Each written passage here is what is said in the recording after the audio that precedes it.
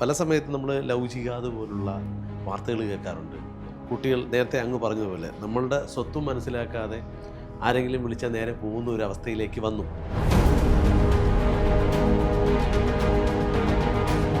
ഭാരതീയ വേദാന്തമെന്നും ആത്മീയതയെന്നും ഭക്തിയെന്നും അവർ പറഞ്ഞു. അവർ ചില അന്ധമായ വിശ്വാസത്തിലും ധാരണയിലുമാണ് കഴിയുന്നത്.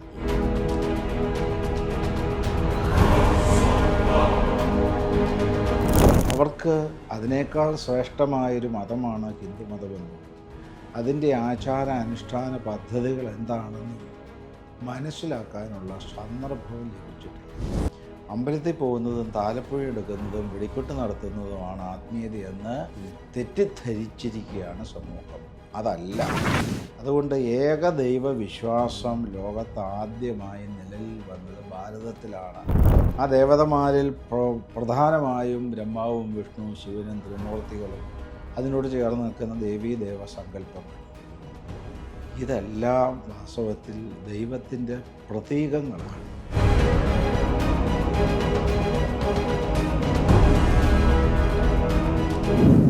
ഈ പാഠം ശരിക്ക് പറഞ്ഞു കൊടുത്ത് നമ്മുടെ സമൂഹത്തെ പഠിപ്പിച്ച് വളർത്തിയെടുക്കണം. നമുക്ക് 30 കോടി ദൈവങ്ങളൊന്നുമില്ല. നമുക്കൊറ്റ ദൈവമേ ഉള്ളൂ. ആ ഒറ്റ ദൈവം നാമരൂപരഹിതമായ പരബ്രഹ്മ സത്യമാണ്. ആ പരബ്രഹ്മ സത്യത്തെയാണ് ഉപനിഷത്തും ഭഗവത്ഗീതയും വേദാന്ത ശാസ്ത്രവും എല്ലാം അവതരിപ്പിക്കുന്നത്. വ്യാസനും വസിഷ്ഠനും വാൽമീകിയും ശങ്കരാചാര്യരും ശ്രീരാമകൃഷ്ണ പരമഹംസനും ചട്ടമ്പി സ്വാമിയും രമണ മഹർഷിയും ശ്രീനാരായണ ഗുരുദേവനും എല്ലാം അവതരിപ്പിക്കുന്നത് ഈ ഒരു ഏക സത്യത്തെയാണ്, പരബ്രഹ്മ സത്യത്തെ. ആ പുസ്തകങ്ങൾ ആദ്യം ഞാൻ 82-ൽ ദ ഗുരു എന്ന പേരിൽ ഇംഗ്ലീഷ് പുസ്തകം തയ്യാറാക്കി അതിൻ്റെ ഒരു 10,000 കോപ്പി സൗജന്യമായിട്ട് വിതരണം ചെയ്തു.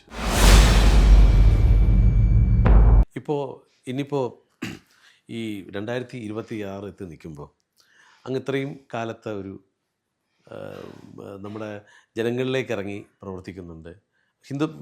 മെയിൻലി ഹിന്ദു സമൂഹത്തിലേക്കാണ്.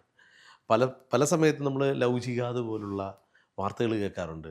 കുട്ടികൾ നേരത്തെ അങ്ങ് പറഞ്ഞതുപോലെ നമ്മളുടെ സ്വത്തും മനസ്സിലാക്കാതെ ആരെങ്കിലും വിളിച്ചാൽ നേരെ പോകുന്ന ഒരു അവസ്ഥയിലേക്ക് വന്നു. പോയി തിരിച്ചു വന്ന ഒരുപാട് കുട്ടികളുണ്ട്. അപ്പം അവർക്ക് നമ്മുടെ എന്താണ് ഹിന്ദു ധർമ്മത്തിലുള്ളത്, അല്ലെങ്കിൽ നാരായണ ഗുരുദേവൻ എന്താണ് പറഞ്ഞത്, ഈ ലോകത്തിനോട് പറഞ്ഞത്, അതൊക്കെ ഇവർക്ക് മനസ്സിലാക്കുന്ന രീതിയിലേക്ക് അവർ വളർന്നിട്ടില്ല. അവർ പറയുന്നത് നമുക്ക് ഭഗവത്ഗീത കൊണ്ടോ അല്ലെങ്കിൽ മറ്റ് രാമായണം കൊണ്ടോ അതിനപ്പുറമാണ് മറ്റ് ഗ്രന്ഥങ്ങളുടെ പ്രാധാന്യം എന്ന് പറഞ്ഞിട്ടാണ് ഇവർ പോകുന്നത്. പക്ഷേ പോയി തിരിച്ചു വന്നവർ അവർക്കൊരു ലക്ഷ്യബോധമില്ലാതെ കറങ്ങുന്ന ഒരു അവസ്ഥയിലേക്ക് വന്നു. അത്തരം സമൂഹത്തിൽ നിൽക്കുന്നവരോട് അങ്ങേക്ക് പറയാനുള്ളത് എന്താണ്? വാസ്തവത്തിൽ നമ്മുടെ പുതിയ തലമുറയ്ക്ക് എന്താണ് ഭാരതീയ വേദാന്തമെന്നും ആത്മീയതയെന്നും ഭക്തിയെന്നും അവർക്ക് അറിഞ്ഞൂടാ. അവർ ചില അന്ധമായ വിശ്വാസത്തിലും ധാരണയിലുമാണ് കഴിയുന്നത്. അവർ സ്കൂളിലും കോളേജിലും ഒക്കെ പോയി പഠിക്കുമ്പോൾ അവർക്ക് കൂട്ടുകാരായിട്ട് കിട്ടുന്ന ക്രിസ്തു മതത്തിലെയും ഇസ്ലാം സമുദായത്തിലേക്കുള്ള കുട്ടികളെ കൂട്ടുകാരായി കിട്ടുമ്പോൾ അവർ ബൈബിളും ഖുറാനും ഒക്കെ നന്നായി വായിക്കുകയും പഠിക്കുകയും അവരുടെ മതപരമായ അനുഷ്ഠാനങ്ങൾ നടത്തുകയൊക്കെ ചെയ്യുമ്പോൾ നമ്മുടെ കുട്ടികളും അതിൽ വീണു പോകുന്നു. അവർക്ക് അതിനേക്കാൾ ശ്രേഷ്ഠമായൊരു മതമാണ് ഹിന്ദുമതമെന്നും അതിൻ്റെ ആചാര അനുഷ്ഠാന പദ്ധതികൾ എന്താണെന്നും മനസ്സിലാക്കാനുള്ള സന്ദർഭവും ലഭിച്ചിട്ടില്ല. മതപഠനം ക്രിസ്തുമതത്തിലെ അടിസ്ഥാന തത്വമാണ്. ഇസ്ലാം മതത്തിലെ മദ്രസയും അതുപോലെയാണ്. ഹിന്ദു മതത്തിൽ അങ്ങനെയുള്ള മതപഠന സമ്പ്രദായമില്ല. ഇപ്പോൾ RSകാർ ബാലഗോകുലമൊക്കെ നടത്തുന്നുണ്ടെങ്കിലും അതിലൊക്കെ വളരെ കുറച്ച് കുട്ടികളെ പോയി പങ്കെടുക്കുന്നത്.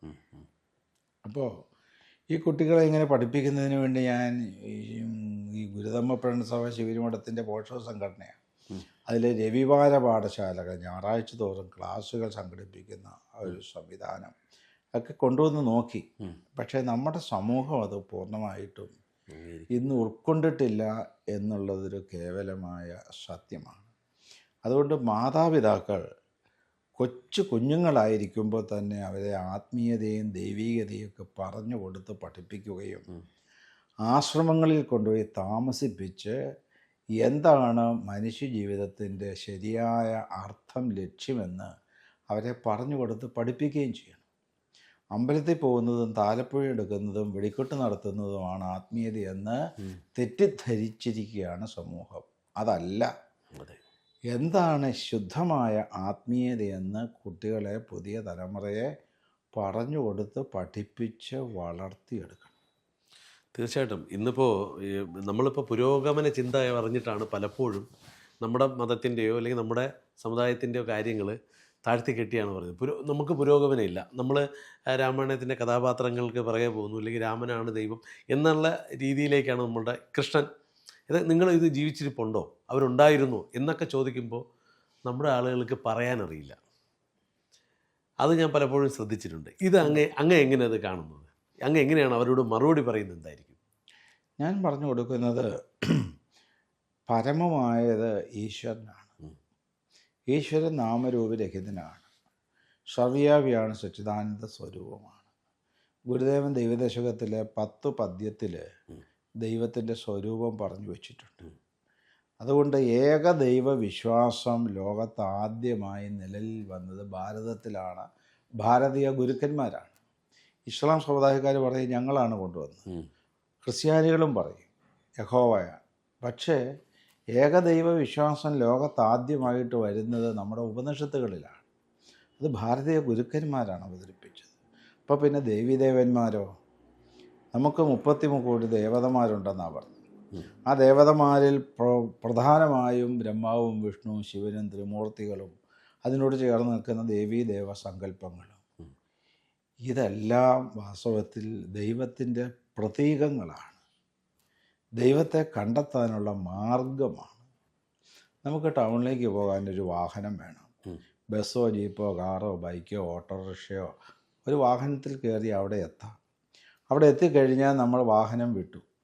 അതുപോലെ നാമരൂപരഹിതമായ ദൈവത്തിൽ എത്തിച്ചേരുന്നതിന് വേണ്ടിയുള്ള ഉപാധികളാണ്, വാഹനങ്ങളാണ്, മാർഗങ്ങളാണ് ദേവീദേവ സങ്കല്പങ്ങളും ഉപാസനയും. എത്തിച്ചേരുന്നത് ഏകദൈവ സത്യത്തിലാണ്. തീർച്ചയായും ഈ പാഠം ശരിക്ക് പറഞ്ഞു കൊടുത്ത് നമ്മുടെ സമൂഹത്തെ പഠിപ്പിച്ച് വളർത്തിയെടുക്കണം. നമുക്ക് 33 കോടി ദൈവങ്ങളൊന്നുമില്ല, നമുക്കൊറ്റ ദൈവമേ ഉള്ളൂ. ആ ഒറ്റ ദൈവം നാമരൂപരഹിതമായ പരബ്രഹ്മ സത്യമാണ്. ആ പരബ്രഹ്മ സത്യത്തെയാണ് ഉപനിഷത്തും ഭഗവത്ഗീതയും വേദാന്ത ശാസ്ത്രവും എല്ലാം അവതരിപ്പിക്കുന്നത്. വ്യാസനും വസിഷ്ഠനും വാൽമീകിയും ശങ്കരാചാര്യരും ശ്രീരാമകൃഷ്ണ പരമഹംസനും ചട്ടമ്പി സ്വാമിയും രമണ മഹർഷിയും ശ്രീനാരായണ ഗുരുദേവനും എല്ലാം അവതരിപ്പിക്കുന്നത് ഈ ഒരു ഏക സത്യത്തെയാണ്, പരബ്രഹ്മ സത്യത്തെയാണ്. സ്വാമിജി, ഇപ്പോൾ ഒരു സമൂഹത്തിന്, ഹിന്ദു സമൂഹത്തിന് വേണ്ടിയിട്ടാണ് ഇത്തരം മഠങ്ങളെല്ലാം തന്നെ ഉള്ളത്. ഇപ്പോൾ ലോക സമാധാനത്തിനും നമ്മൾ ശിവഗിരി മഠം പേര് കേട്ട് നിൽക്കുന്നു. നമുക്കിനി ഈ സമൂഹത്തിന് വേണ്ടി എന്തൊക്കെ ചെയ്യാനാണ്? എനിക്ക് ഭാരതത്തിലെ സന്യാസിമാരോട് പറയാനുള്ളത്, സന്യാസിമാർ കുറച്ചുകൂടെ സമൂഹ മധ്യത്തിലേക്ക് ഇറങ്ങി വരണം.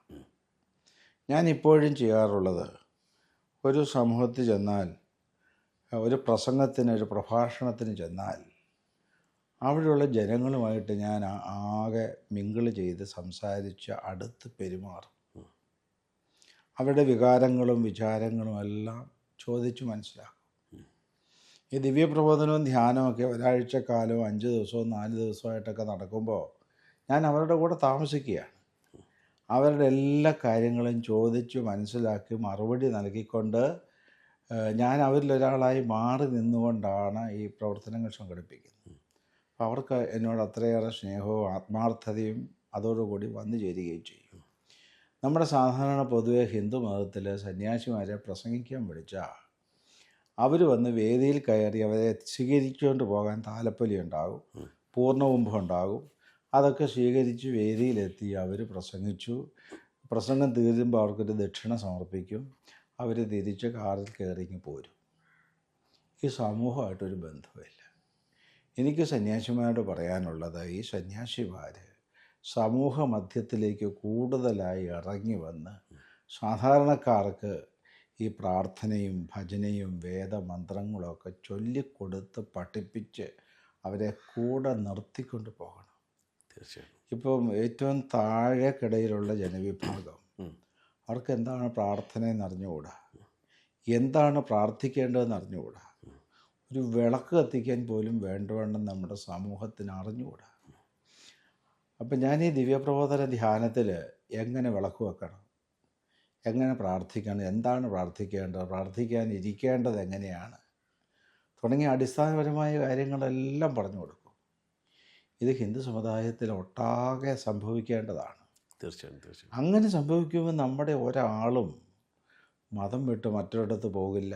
ഇതിനൊരു മറ്റൊരു കാരണവും കൂടെ ഇല്ലേ സ്വാമിജി? കാര്യം ഈ എപ്പോഴും സാമ്പത്തികം ഒരു ഘടകം തന്നെയാണ്. അതെ. സമൂഹത്തിന്, നമ്മുടെ പൊതുവെയുള്ള നമ്മുടെ ഹിന്ദു സമൂഹത്തിന് സാമ്പത്തിക ഭദ്രത കുറവാണ്. അത്തരം കാര്യങ്ങളാണ് മറ്റ് മതം മാറ്റത്തിലേക്കോ അല്ലെങ്കിൽ അങ്ങനെയുള്ള സംവിധാനത്തിലേക്കോ ഒക്കെ നമ്മളെ നയിക്കുന്നത്. അപ്പോൾ അതിനു വേണ്ടി അടിസ്ഥാനപരമായി നമുക്ക് നമ്മുടെ മഠം, ഇപ്പം അമൃതാനന്ദമയി ഇപ്പോൾ ഇത് അമ്മ ഒരുപാട് പേർക്ക് വീടുകൾ വെച്ച് കൊടുക്കുന്നു, അങ്ങനെയൊക്കെയുള്ള കുറേ സർവീസ് ആക്ടിവിറ്റീസൊക്കെ ചെയ്യുന്നു. നമ്മുടെ മഠം എന്തൊക്കെയാണ് ചെയ്യുന്നത്? ഞാൻ പറയുന്നത് വീട് വെച്ച് കൊടുക്കുന്നതും കെട്ടിടം ഉണ്ടാക്കി കൊടുക്കുന്നതും ജോലി കൊടുക്കുന്നതും അതിനേക്കാളും പ്രധാനം ജനങ്ങൾക്ക് ആത്മീയമായ അനുഷ്ഠാന പദ്ധതി നൽകുന്നതാണ്. ഇപ്പം ഞാൻ നടത്തുന്ന ദിവ്യപ്രബോധനം ധ്യാനം, അത് ഞാൻ ഇപ്പോഴും സംഘടിപ്പിച്ചു വരികയാണ്. ഇപ്പോൾ ഈ ആഴ്ച തന്നെ 7, 8, 9 തീയതികളിൽ വെള്ളി, ശനി, ഞായർ മൂവാറ്റുപുഴയിലാണ്. നിങ്ങൾക്കും വന്ന് പങ്കെടുക്കാം. അത് കഴിഞ്ഞാൽ 13, 14, 15, 16 വ്യാഴം, വെള്ളി, ശനി, ഞായർ ഇടപ്പള്ളിയിൽ അമൃതാനന്ദമയി ആശുപത്രിയോട് ചേർന്നുള്ള സുബ്രഹ്മണ്യസ്വാമി ക്ഷേത്രത്തിൽ വെച്ച് ദിവ്യപ്രബോധനവും ധ്യാനവും രാവിലെ തൊട്ട് വൈകുന്നേരം വരെ ആയിരക്കണക്കിന് ആളുകൾ പങ്കെടുക്കും. അതിനെ തുടർന്ന് പിന്നെ ഉദയനാപുരത്ത് സെപ്റ്റംബർ മാസം 4, 5, 6, 7 തീയതികൾ, പിന്നീട് മലബാറിൽ ഒക്ടോബർ 4, 5, 6, 7 തീയതികളിൽ തലശ്ശേരി ജഗന്നാഥ ക്ഷേത്രത്തിൽ വെച്ച് അങ്ങനെ വ്യാപകമായി സന്ദേശ പ്രചരണവുമായിട്ട് മുന്നോട്ട് പോകുന്നു. അത് വാസ്തവത്തിൽ ഹിന്ദു സൊസൈറ്റിയിൽ വ്യാപകമായി നടക്കണം. അതാണ് ഏറ്റവും ആവശ്യമായിട്ട് നമ്മൾ ചെയ്യേണ്ട കാര്യങ്ങൾ, ആശയപ്രചരണം. പിന്നീട് സാധുക്കളായ ആളുകൾക്ക് സാമ്പത്തികപരമായി സഹായിക്കാനും വീട് വെക്കാനും അവർക്ക്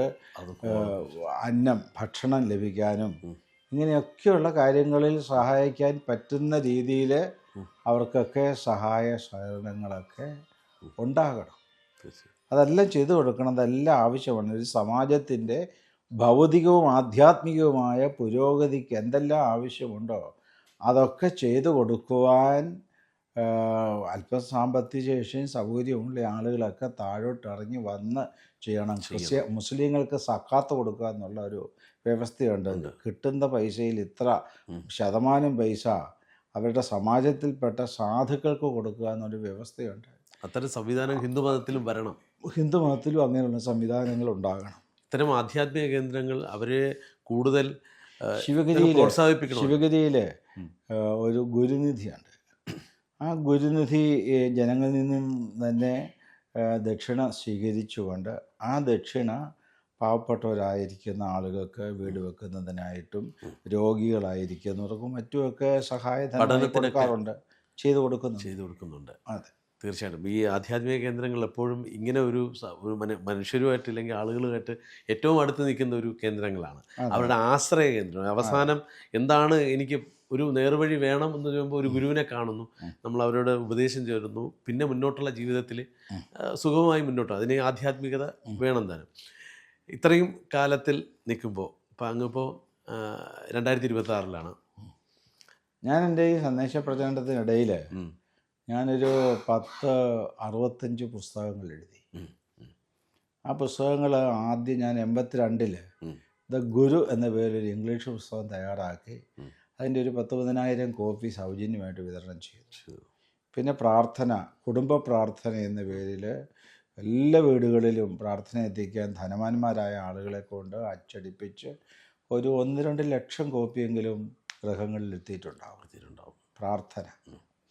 അത് കഴിഞ്ഞ് അങ്ങനെ വന്ന് ചെറിയ പുസ്തകങ്ങൾ കഴിഞ്ഞ് പിന്നെ ഗുരുവിനെക്കുറിച്ചുള്ള പഠന ഗ്രന്ഥങ്ങളും ജീവചരിത്ര ഗ്രന്ഥങ്ങളും ഒക്കെ തയ്യാറാക്കി മുന്നോട്ട് 65ഓളം പുസ്തകങ്ങൾ പ്രസിദ്ധപ്പെടുത്തി. ഇതിനിടയിൽ മധ്യപ്രദേശിലെ ഭോപ്പാൽ യൂണിവേഴ്സിറ്റി ഞാനതിലേക്ക് വരികയായിരുന്നു. ഞാൻ ചെയ്തു പോരുന്ന സേവനങ്ങളെ അംഗീകരിച്ചുകൊണ്ട് എനിക്ക് ഡോക്ടറേറ്റ് തന്നു. അതെ, ഞാൻ അതിലേക്ക് എൻ്റെ ചോദ്യം അതായിരുന്നു. അങ്ങനെ പറഞ്ഞു. അപ്പോൾ അതൊരു സംഭവമായി. അവർ ഡോക്ടറേറ്റ് ശിവഗിരിയെ കൊണ്ടുവന്ന് തന്നു ഡിസംബർ മാസം. ഇവിടെ കൊണ്ടുവന്നു. സാധാരണ നമ്മൾ അങ്ങ് പോയാണ് അത് അതെ വാങ്ങേണ്ടത്. അതെ